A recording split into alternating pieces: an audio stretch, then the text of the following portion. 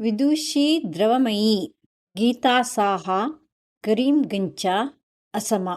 ऊनविंशशतकस्य मध्यभागे असमराज्ये कृष्णनगरजनपदे चण्डीचरणतर्कालङ्कारः नाम विद्वान् आसीत्। सः गृहे एव छात्रान् अध्यापयति स्म।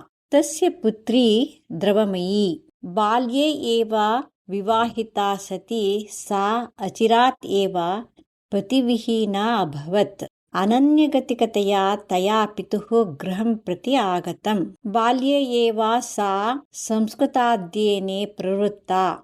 पतिवियोगस्य अनन्तरं पितुः गृहम् आश्रितवती सा पितुः सकाशात् अध्ययनम् अनुवर्तितवती। व्याकरणकाव्यालङ्कारादिकं, न्यायं, धर्मशास्त्राणि, रामायणमहाभारतादिकं च अधीत्य अल्पे एव वयसि सा अपूर्वं पाण्डित्यं प्राप्तवती। गच्छता कालेन तस्याः पिता वार्धक्यं प्राप्नोत्। वार्धक्यस्य अस्वास्थ्यस्य च कारणतः सः प्रतिदिनम् अध्यापने कष्टम् अनुभवति स्म।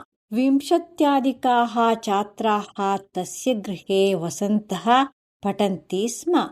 किन्तु समस्या नाम एतेषाम् अध्यापनं कथम् इति। कदाचित् चण्डीचरणवर्यः पुत्रीं सविषादम् अवदत्। अहम् एतत् गुरुकुलं पिधातुम् इच्छामि। किमर्थं गुरुकुलपिधानं चिन्त्यते? आश्चर्येण पृष्टवती द्रवमयी। अन्यत् किं वा कुर्याम्? अस्वास्थ्यकारणतः येषु दिनेषु अहम् अध्यापयितुं नार्हामि एव। अत्र वसतां छात्राणां जीवनं व्यर्थतया यापितुं न भवेत् ननु। अतः अन्यत् गुरुकुलं प्रति एतेषां प्रेषणं चिन्तयन् अस्मि। ताता, गुरुकुलस्य पिधानं मास्तु सर्वथा। अध्यापनव्यवस्थायाम् असत्यं यदि भवान् अनुमन्येत तर्हि अहम् अध्यापनं करिष्यामि।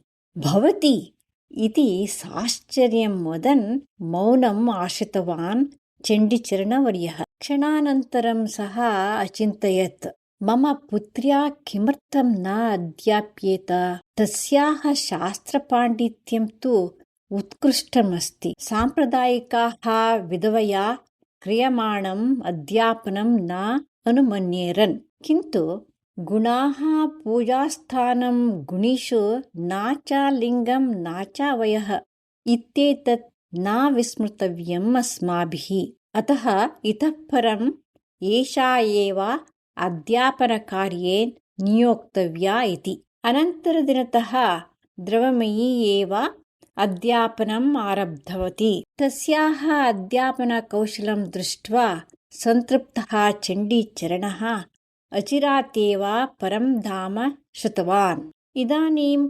गुरुकुलस्य समग्रः भारः द्रवमय्या एव ओढव्यः अभवत्। सा तत् उत्तरदायित्वं सम्यक् एव निर्वह्य गुरुकुलस्य गौरवं वर्धितवती। विद्वद्गोष्ठीषु भागं वहन्ती सा महतीं ख्यातिमपि प्राप्नोत्।